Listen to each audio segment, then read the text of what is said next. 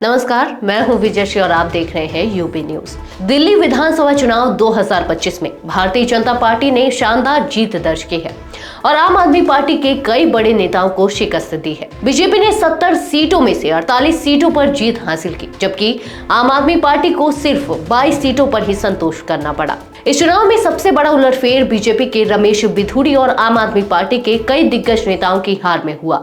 अरविंद केजरीवाल की हार इस चुनाव का सबसे बड़ा झटका था। केजरीवाल की यह हार दिल्ली के राजनीतिक परिदृश्य को पूरी तरह बदलने वाली साबित हुई, क्योंकि केजरीवाल को इस सीट पर अपनी मजबूत स्थिति के बावजूद हार का सामना करना पड़ा।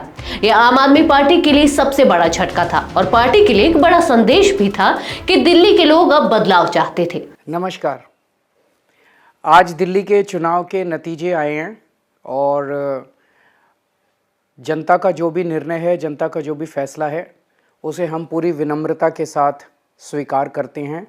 जनता का निर्णय सर माथे पर। मैं भारतीय जनता पार्टी को इस जीत के लिए बहुत बहुत बधाई देता हूं और मैं उम्मीद करता हूं कि जिस उम्मीद के साथ और जिस आशा के साथ लोगों ने उनको बहुमत दिया है, वो उन सभी उम्मीदों और आशाओं पे पूरा उतरेंगे। हमने पिछले 10 साल में जनता ने जो मौका दिया हमें, उन 10 सालों में हमने बहुत सारे काम किए।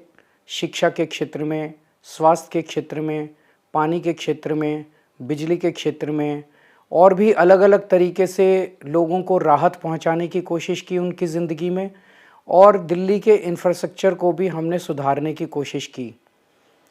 अब जो जनता ने हमें निर्णय दिया है, हम न केवल एक कंस्ट्रक्टिव ऑपोजिशन का रोल निभाएंगे, बल्कि हम समाज सेवा, जनता के सुख दुख में काम आना, व्यक्तिगत तौर पे जिसको भी जो ज़रूरत होगी, हम लोगों के सुख दुख में हमेशा काम आएंगे।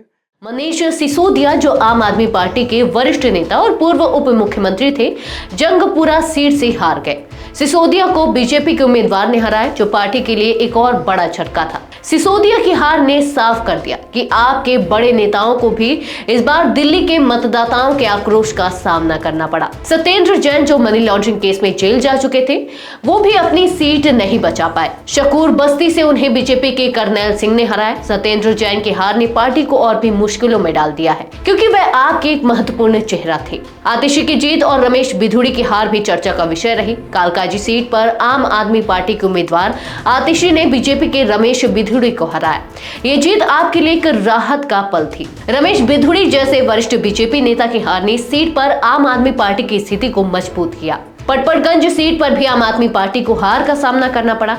यहां अवध ओझा को बीजेपी के रविंद्र सिंह नेगी ने हराया। रविंद्र नेगी ने पहले भी मनीष सिसोदिया को कड़ी टक्कर दी थी और इस बार उन्होंने अपनी जीत दर्ज की। हाँ, पिछली बार आम आदमी पार्टी की सुनामी चल रही थी और सुनामी में मेरे छोटा सा आदमी, मध्यम गरीब परिवार का आदमी लड़ रहा था सिसोदिया के आगे, और पर सुनामी में भी हमने उसको मजा चखा दिया था और उसको बता दिया था, छठी का दूध याद दिला दिया था। मतलब 27 साल बाद भाजपा। हाँ, 27 साल बाद भाजपा और प्रचंड जीत आई है और पचपन में हम जीते। बीजेपी ने 27 साल के बाद दिल्ली में अपनी सत्ता वापस हासिल की है और ये जीत पार्टी के लिए ऐतिहासिक साबित हुई है। दिल्ली के लोगों ने एक बार फिर दिखा दिया कि वे किसी भी दल से ज्यादा अपनी उम्मीदों और आकांक्षाओं के लिए मतदान करते हैं। अब दिल्ली में बीजेपी की सरकार बनने जा रही है और पार्टी नए दिशा में कदम बढ़ाने के साथ विकास और बदलाव के वादे के साथ आगे बढ़ेगी। बीजेपी की इस ऐतिहासिक जीत ने दिल्ली की राजनीति में नया अध्याय शुरू कर दिया है, जो आने वाले समय में और भी दिलचस्प हो सकता है। तो ये थी हमारी आज की एक खास रिपोर्ट। आपको ये कैसी लगी? अपने विचार हमसे साझा करें।